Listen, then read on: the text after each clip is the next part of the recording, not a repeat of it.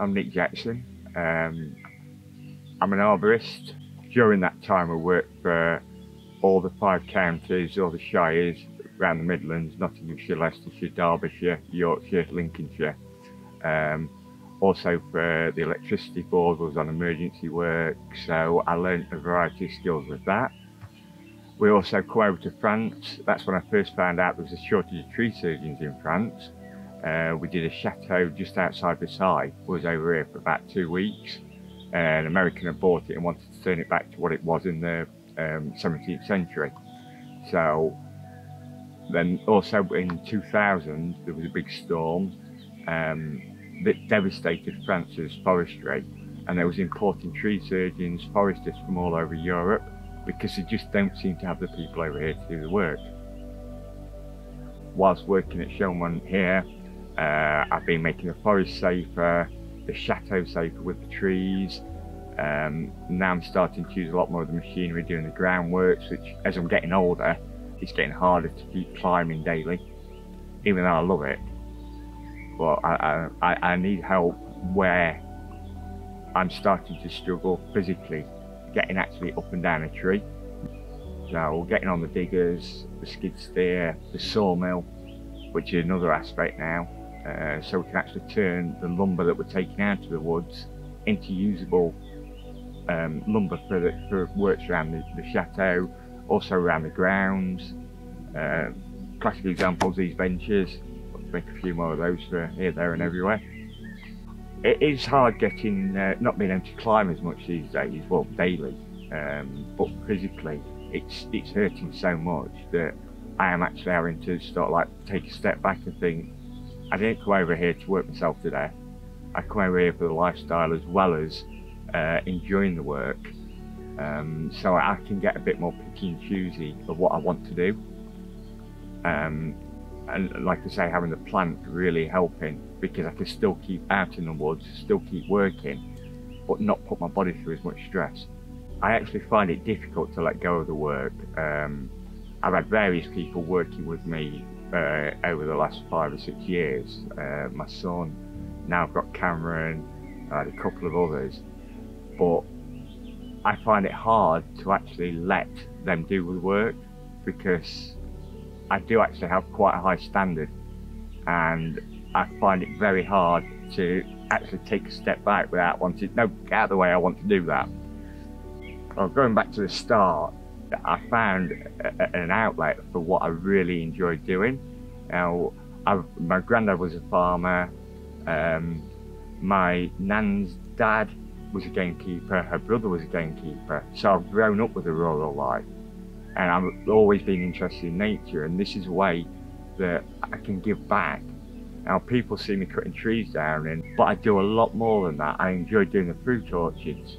You know, when you renovate an old orchard and you get an email a year later, you'll not believe the amount of fruit we've had. You know, that's why I do it. We're trying to preserve the trees for the future, but sometimes you've got to take older trees out to let newer ones through. I always try to work on the theory that whatever I do today is going to have a knock-on 10, 15, 20 years time. I mean, a lot of it's ongoing work once it's been done, but you're actually building for the future, and with the state of the climate at the moment, something's got to be done to preserve what's going on around the world. You know, we can't keep just hacking back at resources. We've got to do something to make it a better planet. We're lucky where we live, because we're actually, it's classed as lungs of France. There's so many trees around here, but you can't just let the forest do what it wants to do, because then it all starts falling down, you lose all the next generation growth. So what we're aiming to do is preserve the forests for future generations, and it's just an ongoing thing. I feel what's really satisfying for me is it's a mixture of everything. I mean, I still enjoy the adrenaline rush with the dangerous tree work, when you've got things like trees growing inside chateaus, overhanging trees, fragile trees that are snapping out on you. But also when you actually cleared a piece of woodland and you step back and you look through it and you can see everything, and you can see the work that you've done, and you see the next year the new trees coming through, the new growth, the wildlife that's returning back to it. I get a buzz out of all of it. I think some of the changing points is moving to France 13 years ago, where, you know, coming into this region and seeing it how it used to be, as opposed to how it is in the UK now. When I went back there a couple of years ago, and there's hardly any mature trees, there's hardly any forest left. You know, you think, and there's so much tarmac about, and it's causing problems going forward. You've got to plan for the future. I mean, I personally have made the decision to try and live off grid. I live basically on solar. I do have a slight electric feed still into the house as a backup, but at this time of year, I'm trying to do my bit. With the water shortages, you know, we need the trees about, but we've also got to preserve the trees because the stress that they're being under because of climate changing. You can see it especially with the pine trees and things like that, and the droughts that we're having. You know, something's got to be done, and you know, I'm only one person, but if everybody takes that view, then things will change. I still keep working the way I work because purely I love the job. I love what it's doing. You know, the reactions you get from clients' faces when you see something that's being done. And the following year, or now being here so long, I'm going back to places and you see the benefit of the work that I did 5-10 years ago and how it's changed the areas that they're in. I am trying to do less days, but it doesn't seem to work. You know, I'd like to spend more time at home with the dogs and also get on with my place, but it might happen one day. Yeah. I mean, besides working, I don't actually do a lot besides spend a lot of time at home. I've got 5 German Shepherds and a young Fox Terrier. Enjoy it in an evening, you know, just sitting down with the dogs around after we've been out in the garden, playing with them, and then just sitting down and relaxing with that.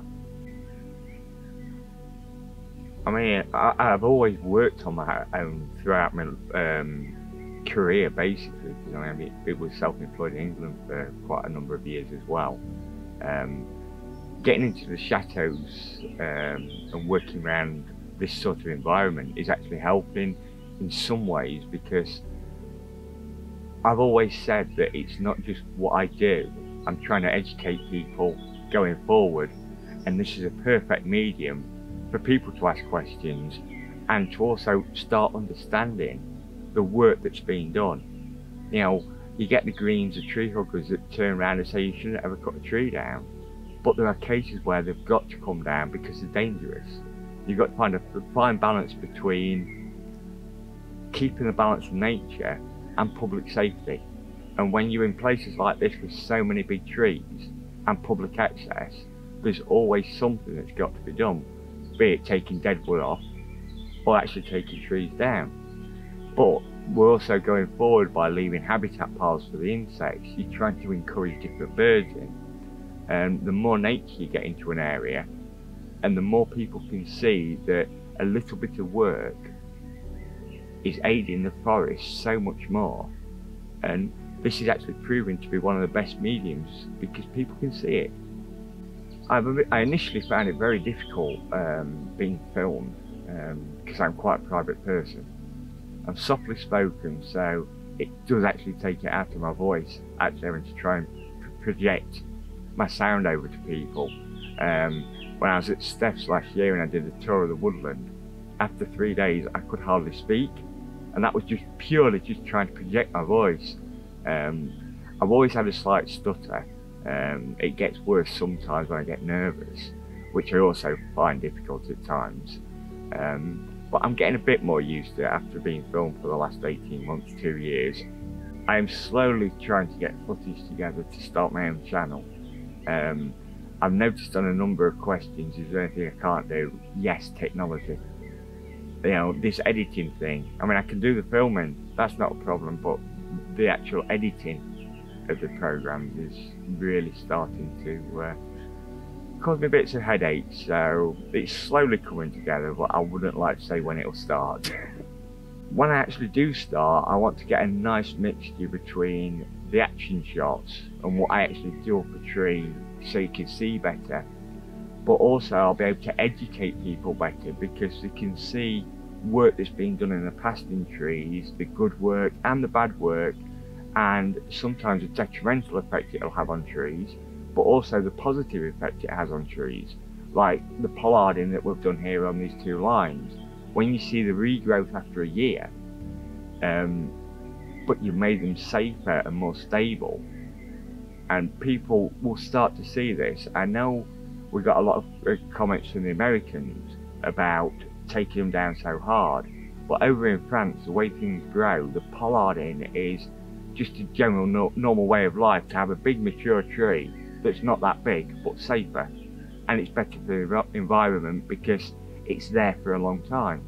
Encouraging the new trees, because that's better for the environment, because they're using more carbon dioxide up, turn it in, as they're growing, turn it into the oxygen.